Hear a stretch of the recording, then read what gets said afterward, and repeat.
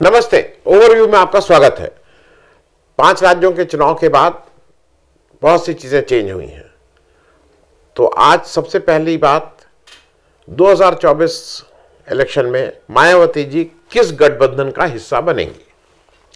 दूसरा, मिजोरम में एनडीए की हार के कारण। और तीसरा, 2024 में क्या सांप्रदायिकता की सुनामी आ रही है। इन तीनों विषयों पर बात करने से पहले आपसे आग्रह, चैनल को सब्सक्राइब करें और अगर हो सके तो चैनल की मेंबरशिप भी ले लें। मेंबरशिप का मतलब कि एक छोटी रकम आपको हर महीने हमें आर्थिक सहयोग के रूप में देनी होती है, और अगर आप हर महीने का कमिटमेंट नहीं करना चाहते हैं तो वन टाइम एक बार एक मुश्त भी आप हमारी आर्थिक सहयोग कर सकते हैं। उसके लिए डिटेल्स नीचे दिए हुए हैं। आपके इस आर्थिक सहयोग से हमें चैनल चलाने में सहूलियत होती है। तो सबसे पहली बात, मायावती जी किस गठबंधन का हिस्सा बनेंगे। अभी जब इलेक्शन हो गए तो कल मायावती जी ने एक प्रेस की, और प्रेस नहीं की, उन्होंने ट्विटर पे बहुत से ट्वीट किए और उन्होंने बताया कि 10 दिसंबर को उत्तर प्रदेश की राजधानी लखनऊ में वो अपने 2024 के इलेक्शन को कैसे लड़ेंगी, कहाँ कहाँ क्या है, उस स्ट्रैटेजी के लिए एक बड़ी मीटिंग कर रही हैं। उनका मायावती जी ने साथ साथ ये भी कहा कि अपने पार्टी के परफॉर्मेंस के बारे में उन्होंने बताया, और बिना कहे उन्होंने एक तरह से ये इंडिकेशन दिया कि तंत्र में भी कोई दिक्कत नहीं। ईवीएम की तरफ उनका इशारा साफ है। वो कहीं ना कहीं ईवीएम की निष्पक्षता पे भी बात उठ रही है, क्योंकि उनका कहना है कि इस तरह से एक पार्टी विशेष को इन 4 राज्यों में जिस तरह से एक तरफा वोट मिले हैं, उस पर बहुत सी चीज़ें संदेह के घेरे में आती है।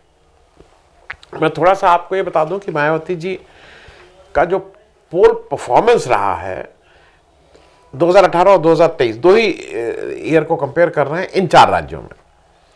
मध्य प्रदेश में 2018 में मायावती जी की बीएसपी की 2 सीटें थी और 5% से ऊपर वोट मिला था। 2023 में सीटें हो गई 0 और वोट भी घट के हो गया 3.40। छत्तीसगढ़ में 2018 में 2 सीटें मिली थी, वोट परसेंटेज था 3.9। इस बार 2023 में 0 सीटें हो गई और वोट परसेंटेज भी गिर गया करीब 2%, 2.05। सबसे बड़ा धक्का मेरे ख्याल में राजस्थान में लगा। राजस्थान में पिछले इलेक्शन में बीएसपी की 6 सीटें आई थी, वोट प्रतिशत था 4.03। वो वोट प्रतिशत 2% से भी ज़्यादा गिर के रह गया 1.82%। हालांकि 2 सीटें राजस्थान में आ गई हैं। तेलंगाना में 2018 में वोट प्रतिशत था 2.1%, 0 सीट। इस बार भी 0 सीट, लेकिन वोट प्रतिशत 2023 में गिर के हो गया है 1.37%। हालांकि तेलंगाना के बारे में बता दें, तेलंगाना 2014 में बीएसपी के 2 एमएलएज इलेक्ट हुए थे, जो बाद में मेरे ख्याल में टीआरएस उस समय ज्वाइन कर लिए थे और मंत्री बन गए थे, वो अलग बात है। ये तो मैं आपको मायावती जी की पार्टी का क्या परफॉर्मेंस रहा उस पर बात कर रहा हूँ। जो मुख्य पॉलिटिकल बात है वो ये है कि इस इलेक्शन ने एक चीज़ बिल्कुल प्रूव कर दिया है कि धीरे धीरे इलेक्शन में ये बिल्कुल स्पष्ट होता जा रहा है कि कौन बीजेपी के साथ है या कौन बीजेपी के विपक्ष में है। वोट का बंटवारा बिल्कुल इस ढंग से हो रहा है, along with BJP, against BJP. और इसको कुछ एनालिसिस में कुछ लोग इसको ये मान रहे हैं कि ध्रुवीकरण होता जा रहा है, 2 पार्टी रूल की तरफ बढ़ रहा है, वो एक अलग बात है। लेकिन कम से कम इस इलेक्शन में 2 ही पार्टीज के बीच में हो रहा है। अच्छा, क्योंकि इंडिया गठबंधन की तरफ से जो पार्टी फेस था और जो सबसे बड़ी पार्टी थी जो 2 राज्यों में राज्य वो चला रहा, वो कांग्रेस थी, तो इसलिए वो कांग्रेस वर्सेस बीजेपी ही बन के ये वाला इलेक्शन रह गया है। ये भी साफ है कि इस इलेक्शन में थर्ड पार्टी का कहीं से दूर दूर तक कोई स्कोप नहीं दिखाई दिया। हालांकि इलेक्शन से पहले बहुत से लोगों का ये आकलन था कि राजस्थान में कुछ एक फ्रैक्चर्ड मैंडेट आएगा और कुछ इंडिपेंडेंट और कुछ इस तरह की पार्टीज बहुत अच्छा करेंगी, लेकिन ऐसा हुआ नहीं। अब दिक्कत क्या हो रहा है कि वोट पोलराइज हो रहे हैं। मायावती जी कहीं दिख नहीं रही हैं कि वो विपक्ष के साथ खड़ी हैं कि वो पक्ष के साथ खड़ी हैं। वो कहती है मैं किसी के साथ नहीं हूं। और इस सिलसिले में उन्होंने ये भी कहा था, जब इस बार अगर आपको याद हो, उन्होंने स्टेटमेंट इलेक्शन से पहले दिया था कि हमारे जो इस बार एमएलए होंगे वो सीधे मंत्री बनेंगे। अब वो किन कारणों से कहा था उस पर कई बार चर्चा हो चुकी है। अब बात आ जाते हैं, क्योंकि इसी पे उन्होंने जो अप्रत्याशित ढंग से वोट है उस पर वो ईवीएम की तरफ भी इशारा कर रही है। मैं ईवीएम पे एक बात कह के फिर वापस पॉलिटिकल बात पे आ जाऊं मायावती जी की। देखिए, ईवीएम का एक चीज यह है, किसी दुनिया के किसी भी विकसित लोकतंत्र में, चाहे अमेरिका हो चाहे जापान हो, कोई भी लोकतंत्र में जो विकसित है, ईवीएम से वोट नहीं डाले जाते हैं, बैलेट से वोट डाले जाते हैं। क्योंकि सैद्धांतिक रूप से भी बैलेट से पढ़ने चाहिए। मेरे वोट का एक कहीं ना कहीं हिसाब किताब होना चाहिए कि मैंने वोट किसको दिया, वो इट शुड बी देयर। दूसरा एक और चीज है कि जो बेसिक क्वेश्चन है कि भाई ईवीएम में हेरा फेरी हो सकती है, उसका बेसिक बात यह है कि जब आप वीवीपैट लगा रहे हैं, एक पर्ची निकालने का प्रावधान लगा रहे हैं, तो ये मान रहे हैं आप कि मशीन में गड़बड़ी हो सकती है। क्योंकि तभी आप ये कह रहे हैं कि अगर मशीन में जो कंट्रोल यूनिट में जो वोट आए और वीवीपैट में अगर डिफरेंस है तो वीवीपैट को माना जाएगा। और वीवीपैट तभी लग रहा है क्योंकि आप ये एडमिट कर रहे हैं ना कहीं गलती हो सकती है, इसलिए वीवीपैट लगा रहे हैं। अगर जीरो थी तो वीवीपैट लगाने की कोई जरूरत नहीं थी। और जो बैलेट से मतलब कराने में दिक्कत क्या है, एक ही आर्गुमेंट दिया था कि टाइम नहीं है, टाइम बहुत लगेगा। तो लोकतंत्र है, आपके लिए इससे बड़ा कोई काम हो नहीं सकता है, क्योंकि इससे देश की नियति, आदमी की नियति, सारी चीजें बनी हैं। तो टाइम लगे, अरे 2 दिन का 4 दिन लगेगा, 6 दिन लगेगा, आप 6 दिन लगाइए। और दूसरी तरफ यह है कि हम एक ऐसे देश की बात कर रहे हैं जहां 80 करोड़ लोगों को राशन देके आप किसी तरह उनका जीवन यापन कर रहे हैं। उसमें अगर आप वैसे सोचिए कि आप मनरेगा के लोगों को लगाइए, ये एम्प्लॉयमेंट भी दे दीजिए, 2 की जगह 4 दिन 6 दिन चलेगी काउंटिंग। आपको दिक्कत इसमें क्यों हो रही है? क्योंकि 2 चीजें हैं, मशीन गलती कर सकती है, मशीन में खामी आ सकती है, ये तो सभी लोग मानते हैं। लेकिन जो ज्यादा बड़ा इश्यू है और जिसकी वजह से ये सारी चर्चा होती है, वो चर्चा ये है कि आप जानबूझ के भी मशीन का मैल फंक्शनिंग कर सकते हैं। मशीन के फंक्शन को आप जानबूझ के, तो अगर वो गलती से भी हो सकता है तो जानबूझ के भी कराया जा सकता है। मुख्य बात यह है। और उसका एक छोटी सी चीज है, आप अपना, जैसे एक अच्छा किसी ने उदाहरण दिया कि मोबाइल लीजिए, वो हरदम आता रहता है 2-4 दिन में, वो जो ऐप है कि इसको अपडेट कर दीजिए, अपडेट, वो 2 सेकंड के अंदर अपडेट करता है। तो कोई भी इलेक्ट्रॉनिक चीज में ये काम क्यों नहीं हो सकता है? तो मुख्य बात यह है कि मायावती जी ने इस बात को भी उठाया। लेकिन फिर से मैं उस पर आ जाता हूं, मायावती जी को 2024 में रेलेवेंट अगर रहना है तो उनको किसी एक पक्ष को पकड़ना है। और उनके लिए नेचुरली इंडिया गठबंधन ज्यादा मुफीद है बनस्पत एनडीए में जाने के। क्योंकि एनडीए में अगर जाते हैं तो उनका एक जो बड़ा वोट बैंक है, जिसके जो इंडिविजुअली तो नहीं, अपना उनका वोट बैंक मान ली दलित का है, लेकिन जब तक वो अल्पसंख्यक उनके साथ आके नहीं मिलता है तब तक वो विनिंग कॉम्बिनेशन नहीं बन पाता है।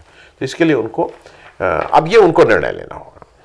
दूसरी बात, मिजोरम में एनडीए की हार के कारण, मिजोरम में जो 5वां राज्य था उसकी गिनती एक दिन बाद हुई, उसकी गिनती सोमवार को हुई। और मिजोरम में ZPM, ज़ोरम पीपल्स मूवमेंट की सरकार आ गई। ज़ोरम पीपल्स मूवमेंट को ZPM के नाम से जानते हैं। ये एक लंबा सिलसिला है मिजोरम का। जून 1986 में राजीव गांधी ने मिजोरम लोगों के साथ एक पीस अकॉर्ड किया था। उस पीस अकॉर्ड के बाद 1987 से 2023 तक पिछले 36 सालों में या तो मतलब कांग्रेस और MNF के बीच में ही सत्ता परिवर्तन होता रहा। इन्हीं लोग पावर शेयर करते रहे। ये जो हमारे ZPM के हैं, ये 2018 में जो पिछला इलेक्शन हुआ था 8 सीट जीत के आई थी। उस समय रिकॉग्नाइज पार्टी नहीं थी। 38 इंडिपेंडेंट MLAs को इन्होंने टिकट दिए थे और उसमें से 8 लोग जीत के आ गए थे। अब एक चीज और इंपॉर्टेंट है कि ZPM के नेता जो हैं उनके बारे में भी थोड़ा जान लीजिए, क्योंकि वो इंटरेस्टिंग है। ZPM के नेता लाल दुहोमा जी हैं। ये लाल दुहोमा जी 73-74 वर्ष के हैं, पूर्व आईपीएस अफसर रहे हैं। इनका एक डिस्टिंक्शन इनके नाम से है कि ये दल बदल कानून के अंतर्गत डिस्क्वालीफाई होने वाले पहले सांसद हुए और एज एमएलए भी ये दल बदल कानून के अंतर्गत डिस्क्वालीफाई हुए हैं। ये आईपीएस अफसर जब थे तो इंदिरा गांधी जी की जो सिक्योरिटी इंचार्ज थे उस समय, फिर 1984 में रिजाइन करके भारतीय राष्ट्रीय कांग्रेस ज्वाइन किया और लोकसभा इलेक्शन लड़ा और जीते। 1984 में इन्होंने कांग्रेस छोड़ी और उसी समय दल बदल कानून के तहत इनको डिस्क्वालीफाई किया गया। ये मिजोरम पॉलिटिक्स में है।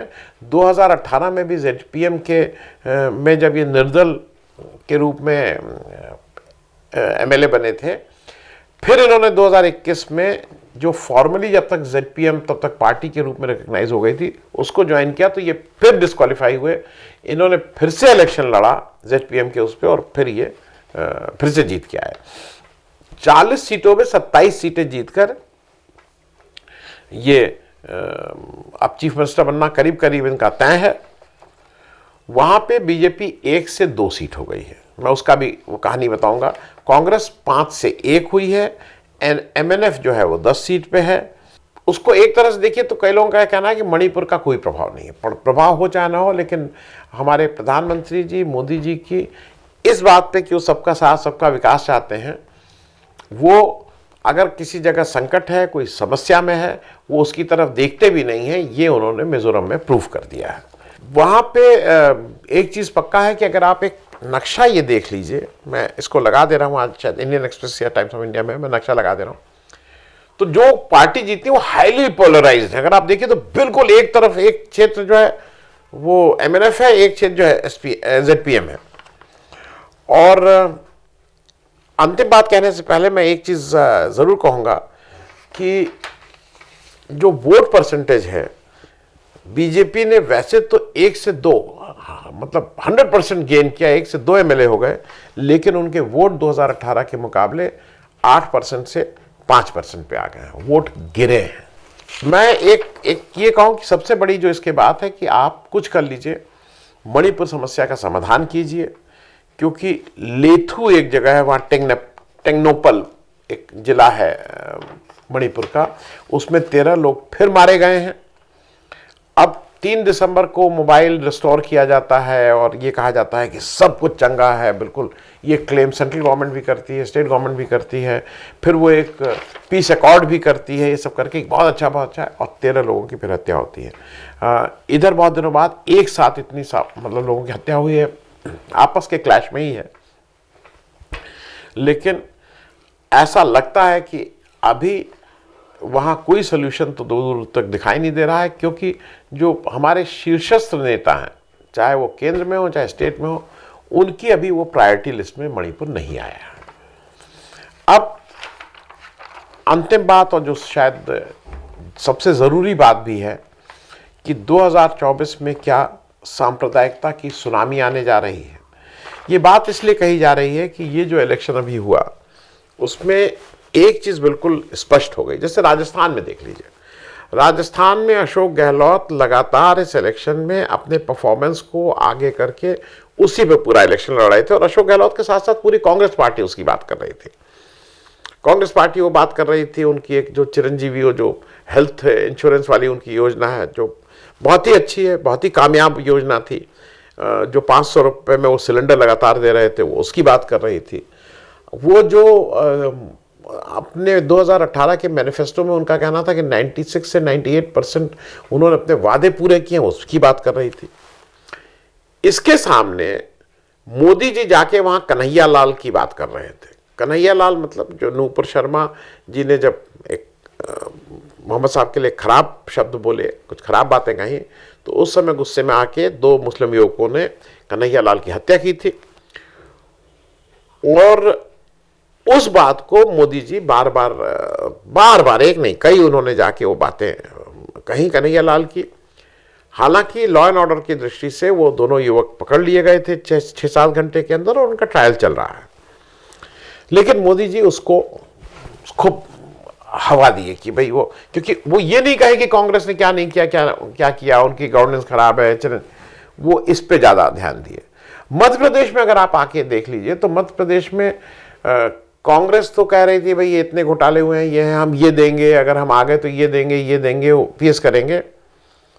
लेकिन वहाँ पे जो मुख्य गेम चेंजर रहा है वो अब बिल्कुल स्पष्ट हो रहा है कि वहाँ पे ऐसा, मेरे कुछ लोगों का कहना है कि वहाँ 500 से ज़्यादा कथा, पूजा, ये सब सार्वजनिक कराई गई थी, स्पॉन्सर्ड, मतलब सरकार के सरपरस्ती में, जिसमें वो जो एक धीरेन्द्र शास्त्री जी या जो भी सज्जन है, मैं उनका नाम भूल जाता हूँ भाई, उनको बुरा लगेगा, कहाँ के बागेश्वर धाम या कहाँ के वो बाबा जी हैं, उनका भी एक लंबा ये कार्यक्रम चला था, अगर आपको याद हो। और उस समय सबको लगता था कि बीजेपी, अरे इससे क्या फर्क पड़ेगा, लेकिन इससे फर्क पड़ा लोगों को। अब वो सब वहाँ महादेव, मतलब महाकाल धाम और ये सब धाम हो गए हैं, उस पर भी बहुत जोर है। तो ये कहीं ना कहीं सांप्रदायिकता वाला मामला ठीक से हुआ है, क्योंकि एक चीज है, कांग्रेस और इंडिया के जो वोट हैं वो अभी भी हैं, 40% वोट अगर कांग्रेस को मिल रहे हैं तो एवरीथिंग इज नॉट लॉस्ट, शायद लोगों को समझाने की जरूरत है। और कांग्रेस के साथ जो मुख्य रूप से जो वोट खड़ा है, या इंडिया के साथ जो वोट खड़ा है, उसमें अल्पसंख्यक मतदाताओं का एक विशेष रोल है, और उनको बिल्कुल डेफिनेटली, मतलब मुझे ऐसा लगता है कि इस समय उनको बहुत पॉजिटिव होकर वोट करना है, उनको ये दिखाना है कि नहीं ये जो भी हो रहा है उनके साथ, लेकिन वो किसी भी भावना में आके वोट नहीं दे रहे हैं। क्योंकि एक चीज़ ध्यान रखना है वाली बात है कि जनवरी महीने में पहले से प्लान है, राम जन्मभूमि का जो फाइनल मंदिर है वो जनता के दर्शन के लिए खुलेगा, उसकी प्राण प्रतिष्ठा प्रधानमंत्री जी आके करेंगे। और ये जिस बुरी तरह से सड़क पे अब आप हिंदुत्व देखेंगे, वो कोई भी समझ सकता है कि केवल 2024 का इलेक्शन केवल और केवल 1 से 10 नंबर तक हिंदू और हिंदू ही पे होगा, क्योंकि बीजेपी को ये लग गया है कि इस बार वो जो जीत हुई है वो केवल बहुत ही स्ट्रांग कम्युनल पोलराइजेशन की वजह से हुई है। हालांकि हम सब लोगों को एक समय ऐसा लगा था, कर्नाटक में खास करके, कि जीत के बाद जब बीजेपी हारी थी, कि शायद कम्युनल फोर्सेस को एक रीजनेबल लोग मिले हैं जिनको ये लगता है कि नहीं, देश की तरक्की के लिए ये सांप्रदायिकता एक बड़ा रोड़ा है, खतरा है, स्पीड। लेकिन इन इलेक्शन के रिजल्ट्स फिर से ये बता रहे हैं कि नहीं, जब धर्म की बात आ रही है तो बीजेपी इसमें सफल हुई है कि उसका वो खाली पेट वाले को भी धर्म सर्वोपरि है ये बताने में और समझाने में सफल रही है। थैंक यू सो मच, धन्यवाद।